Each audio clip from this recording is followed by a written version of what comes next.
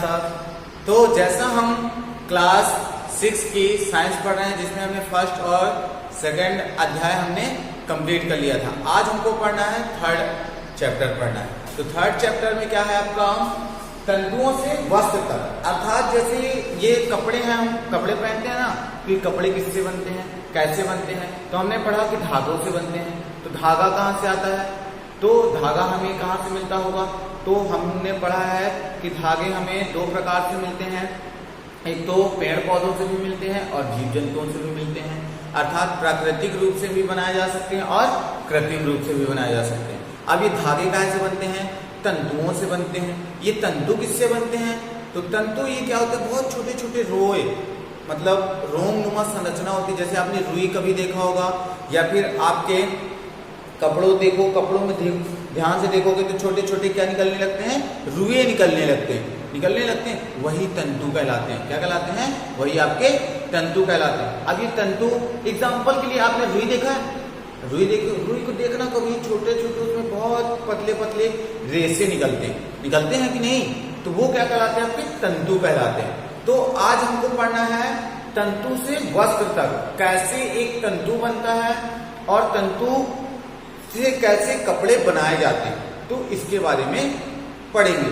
तो इसे हम चित्रों के माध्यम से समझने का प्रयास करेंगे।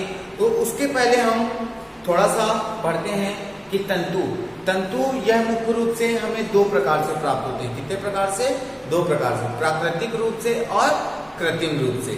तो प्राकृतिक क्या कहलाते हैं, प्राकृतिक जैसे पेड़ पौधों से प्राप्त होने वाले, ठीक है, और जंतुओं से प्राप्त होने वाले। तो ये भी दो प्रकार के होते हैं। प्राकृतिक हमें कितने प्रकार से, जैसे भेड़ बकरियों से जैसे ऊन बनता है ना, देखिए वो, तो ऊन क्या होता है, भेड़ बकरियों के बाल से बनाए जाते हैं, ठीक है, तो उनके तंतु।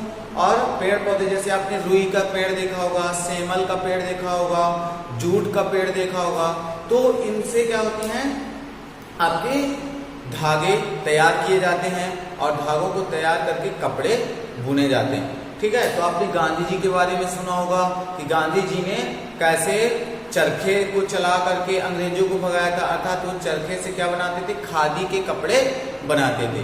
तो आइए हम इनको चित्रों के माध्यम से समझने का प्रयास करते हैं। और अभी तक आप लोगों ने चैनल को सब्सक्राइब नहीं किया है तो चैनल को सब्सक्राइब कर दें, जिससे कि जैसे भी हम कोई भी वीडियो डालते हैं उसका नोटिफिकेशन आपको तुरंत मिल जाए।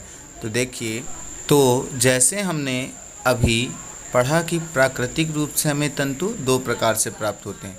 तो ये आपका क्या कहलाता है, रुई कहलाता है। जैसे आप चित्र में देख रहे हैं अपने, ये रुई का प्लांट कहलाता है। इसमें बहुत छोटे छोटे रोएनुमा संरचना। इसी प्रकार आपका जूट होता है, पटसन होता है, सेमल होता है। तो ये आपका जूट, जिससे हम सुतरी कहते हैं ना, सुतरी बनती है, ये आपका जूट कहलाता है। और भी जैसे हमें जंतुओं से प्राप्त होने वाले, तो रेशम आपने देखा होगा, तो ये क्या कहलाता है, रेशम कीट कहलाता है। क्या कहलाता है, रेशम कीट, जो अपने चारों ओर अपनी लार से क्या बनाता है, प्यूपा नामक एक संरचना बनाता है, जो एक गोल अंडे आकार की संरचना होती है, जैसा कि आप लोग चित्र में देख सकते हैं, है ना। और इन्हें फिर क्या किया जाता है, बड़ी बड़ी फैक्ट्रियों में इकट्ठा करके काटन किया जाता है। काटने के बाद इन्हें क्या किया जाता है, बड़ी बड़ी फैक्ट्रियों में धागे बनने के लिए डाल दिया जाता है। धागों से बनने के बाद इसे क्या बनाए जाते हैं, कपड़े बनाए जाते हैं। कपड़े अर्थात बुनाई की जाती है।